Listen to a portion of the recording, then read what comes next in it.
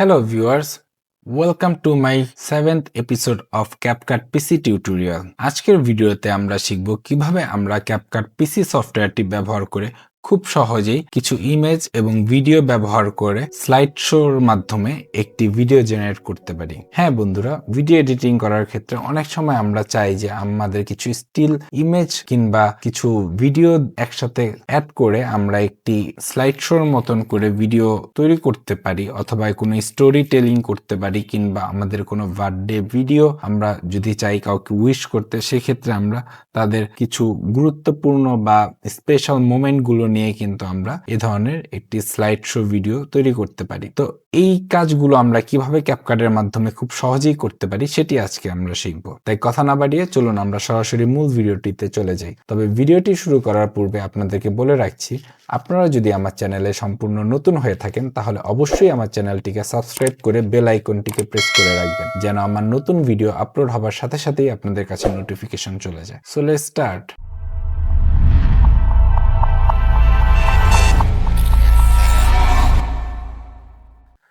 তো বন্ধুরা, আমরা আমাদের কম্পিউটার স্ক্রিনে চলে এসেছি।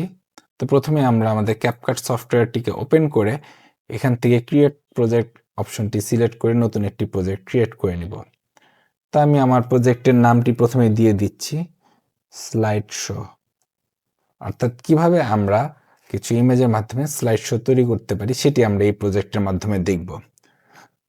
তো প্রথমে আমরা আমাদের ফাইলগুলোকে ইম্পোর্ট করে নিই। তো ইম্পোর্ট করার ক্ষেত্রে আমি এখানে বেশ কিছু স্টিল পিএনজি ইমেজ নিয়েছি।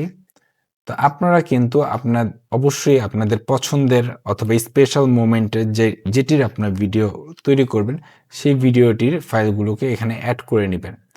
তো আমি এটিকে যদি একটু নিচের দিকে নামিয়ে আপনাদেরকে দেখাই, দেখুন এখানে কিন্তু ছবিগুলোকে 1 2 3 4 দিয়ে আমি সিকোয়েন্স করে সাজিয়েছি।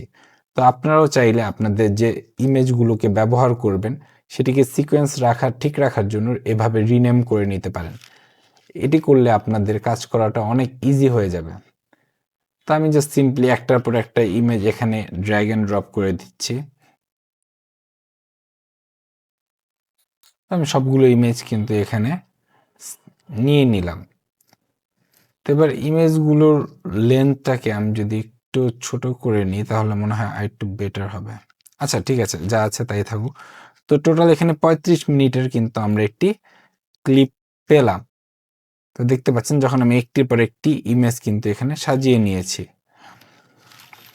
তো এবার যদি আমরা ভিডিওটিকে প্লে করে দেখি, দেখুন প্রথম সিনে আমরা দেখতে পাচ্ছি যে একটি কবুতর এবং একজন বৃদ্ধ লোক খাচ্ছে ফলের রস। এরপর এই লোকটিকে রেগে গিয়েছে, তারপর কবুতরটি তাকে কিছু পেঁপে এনে দিয়েছে খাওয়ার জন্য এবং সেইগুলো খাচ্ছে। তো এইভাবে আমরা কিন্তু খুব সুন্দর একটি গল্প ন্যারেট করতে পারি এবং ন্যারেট করার মাধ্যমে কিন্তু আমরা একটি খুব সুন্দর ভিডিও জেনারেট করতে পারি।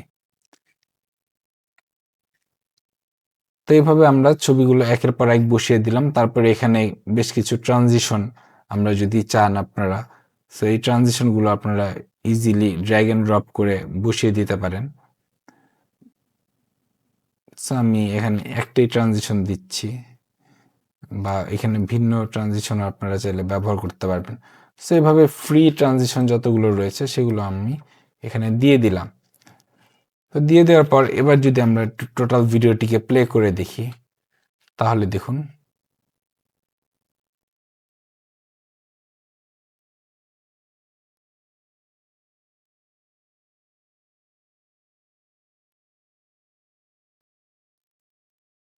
তো এখানে সেম ইফেক্টটি আসলে ভালো লাগছে না, এই ইফেক্টটি আমার চুজ করা ভুল হয়েছে।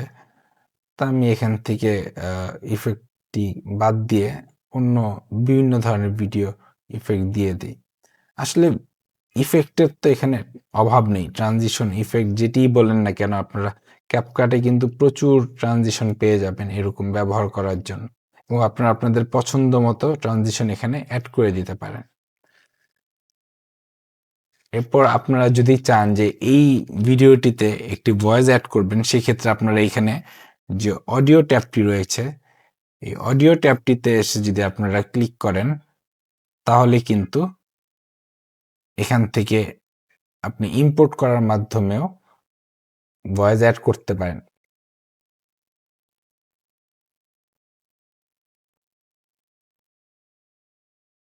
তা আমরা চাচ্ছি যে এই গল্পটির পিছনে একটি সফট মিউজিক থাকুক। তো আমরা এখানে এসে সফট লিখে সার্চ দিই, সফট ব্যাকগ্রাউন্ড মিউজিক লিখে সার্চ দিই। তো দেখুন এখানে মোটামুটি একটা 2 মিনিটের একটি ভিডিও আমরা পেয়ে গেছি, অডিও। সো এই অডিওটিকে আমরা এখানে জাস্ট ড্র্যাগ অ্যান্ড ড্রপ করে যদি এখানে অ্যাড করে দিই, এখানে টাইমলাইনটি ছোট হয়ে গিয়েছে, আমি এটা একটু বড় করে নিচ্ছি। তো এবার দেখুন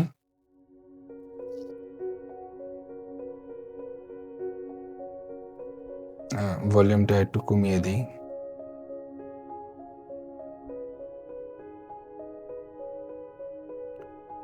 তো এভাবে কিন্তু আপনারা যদি চান যে খুব সহজেই বেশ কিছু স্টিল ইমেজ এবং কিছু ট্রানজিশন, এর উপর কিছু ইফেক্ট, যদি আমরা চাই ওপেনিং একটি ইফেক্ট দিলাম, এখানে দেখুন ওপেনিং ইফেক্ট।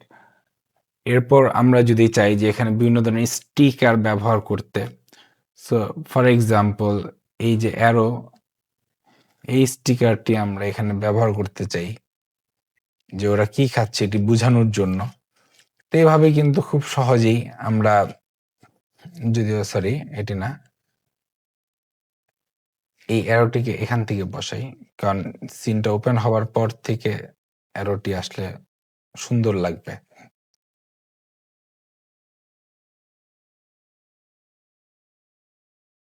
তো দেখতেই পাচ্ছেন আপনারা যে এখানে খুব সুন্দর একটি ফেড ইন ইফেক্ট হয়েছে এবং এরপর এই অ্যারোটির মাধ্যমে দেখানো হচ্ছে কিছু একটা।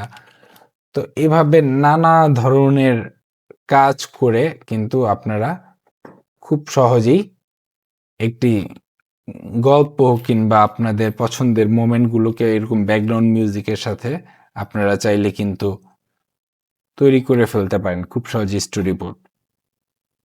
সুতরাং আশা করছি এতক্ষণ আপনাদেরকে যা শিখালাম তা খুব সহজেই আপনারা বুঝতে পেরেছেন। যদি তারপরেও কোনো কিছু আপনাদের বুঝতে অসুবিধা হয়ে থাকে তাহলে অবশ্যই আমাকে কমেন্ট করে জানাবেন, আমি চেষ্টা করব আপনাদেরকে সাহায্য করার জন্য। আর যদি আমার ভিডিওটি আপনাদের ভালো লেগে থাকে তাহলে ভিডিওটিতে একটি লাইক দিয়ে বন্ধুদের সাথে শেয়ার করতে ভুলবেন না, কারণ ভিডিওটি শেয়ার করার মাধ্যমে আপনার জন্য আরও অনেকের উপকার হবে। আর প্র্যাকটিস করার জন্য ফ্রি রিসোর্সের লিঙ্ক বরাবর মতোই ডিসক্রিপশনে পেয়ে যাবেন। সো সবাই ভালো থাকবেন, দেখা হবে পরবর্তী ভিডিওতে। টিল দেন, আল্লাহ হাফেজ।